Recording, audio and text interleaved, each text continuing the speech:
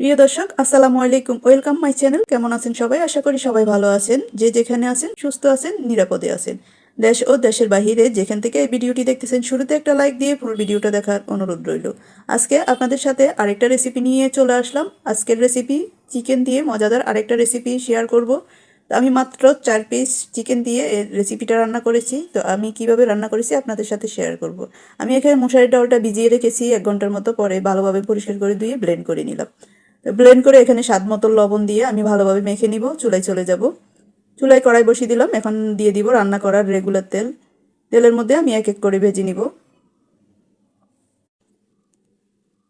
তেলটা গরম হয়ে আসলে আমি ছোট ছোট করে বড়ার সাইজে আমি দিয়ে দিব। তো এই সময় আপনারা আপনাদের পছন্দ মতো সাইজ করে নিতে পারেন, ছোট বড় করে। আমি একটু মিডিয়াম সাইজে বড়া তৈরি করে নিব। যেভাবে আমরা সবসময় বড়া ভাজি করি ওইভাবেই আমি ভেজে নিব। তো তেল হালকা গরম হয়ে আসছে, আমি এক এক করে দিয়ে দিব। এখন চামচের সাহায্যে, আপনারা হাতেও ব্যবহার করতে পারেন। সবগুলো দেওয়া হয়ে গেলে, এখন এক সাইড হয়ে গেলে আমি আবার উল্টিয়ে দিব। উল্টিয়ে অন্য সাইড যাতে হয়ে যায় ওইভাবে আমি ভেজে নিব, যাতে কাঁচা না থাকে। আর আপনারা চাইলে, আমি এখানে হলুদ ব্যবহার করি না, আপনারা চাইলে হলুদও ব্যবহার করতে পারেন। আমি একবারে সাদাই রান্না করলাম, তাই আর হলুদ দিলাম না এখানে। তো আমার সবগুলো ভাজা হয়ে গেছে। চুলে একটা কড়াই বসিয়ে দিলাম। এখানে আমি পরিমাণ মতো তেল দিয়ে দিলাম। তেলটা কম বেশ করে যে যতটুকু রান্না করবেন ওই পরিমাণে ব্যবহার করবেন। এখন আমি দিয়ে দিব সামান্য পরিমাণ কালো জিরা। দিয়ে দিব আমি এখানে কিছু গরম মশলা।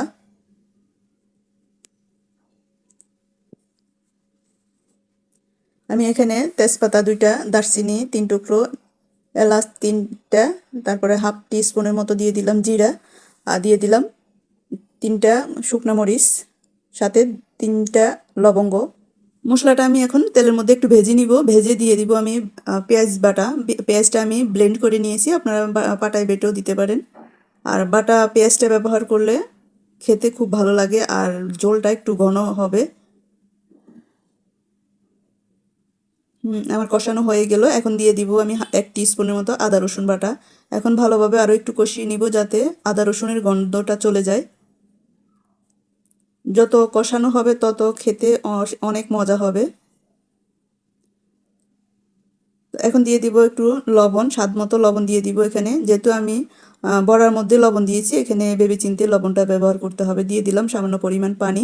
এখন দিয়ে দিব মরিচের গুঁড়ো 1 টেবিল চামচ মতো। আমি এখানে মরিচের গুঁড়োটা আমাদের পছন্দ মতো ব্যবহার করেছি।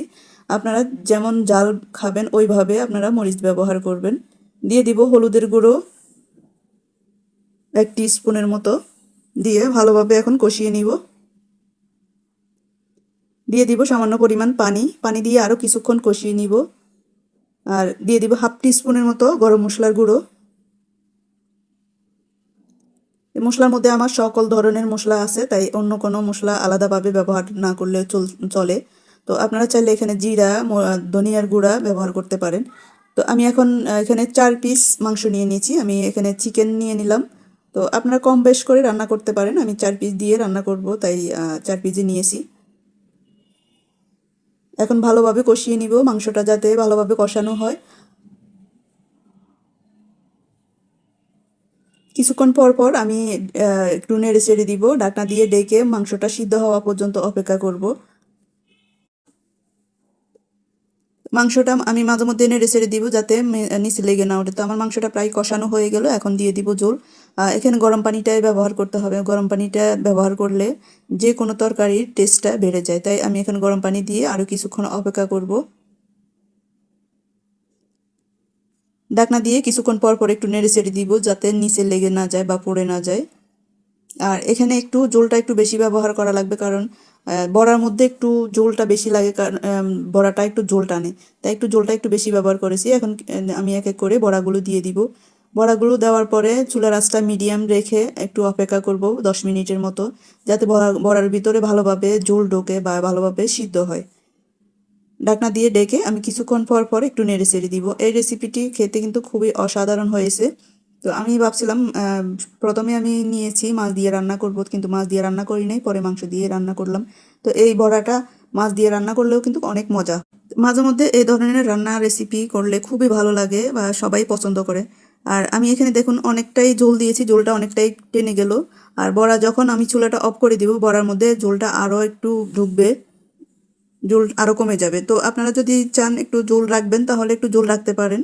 আমি যেহেতু ঝোল রাখবো না, একটু মাখা মাখাই থাকবে, খেতে খুবই ভালো লাগবে। এই রেসিপিটা আপনি পোলাও দিয়ে অথবা ভাত দিয়ে বা খিচুড়ি দিয়ে খেতে পারেন, খুবই ভালো লাগবে। আমি এখন 4-5টা কাঁচামরিচ দিয়ে নেড়ে চেড়ে নামিয়ে নিব। তো আমার বাসায় ধনিয়া পাতা ছিল না, তাই আর ধনিয়া পাতা দিলাম না। তো এই সময় আপনারা চাইলে ধনিয়া পাতাও ব্যবহার করতে পারেন, আরও ভালো একটা স্মেল বের হবে, ভালো লাগবে। তো আমার হয়ে গেল মজাদার রেসিপি চিকেন দিয়ে মুসুরির ডাউলের বড়া। আমার এই রেসিপিটি আপনাদের কেমন লাগলো? যদি ভালো লেগে থাকে লাইক কমেন্ট শেয়ার করে পাশে থাকবেন। সবাই ভালো থাকবেন, সুস্থ থাকবেন। পরবর্তী আবার যে কোনো ভিডিওতে যে কোনো রেসিপি নিয়ে চলে আসব। এই পর্যন্তই, আল্লাহ হাফেজ, ভালো থাকবেন, আসসালামু আলাইকুম। আর আমার জন্য বেশি বেশি দোয়া করবেন যাতে ভালো ভালো ভালো ভালো রেসিপি শেয়ার করতে পারি।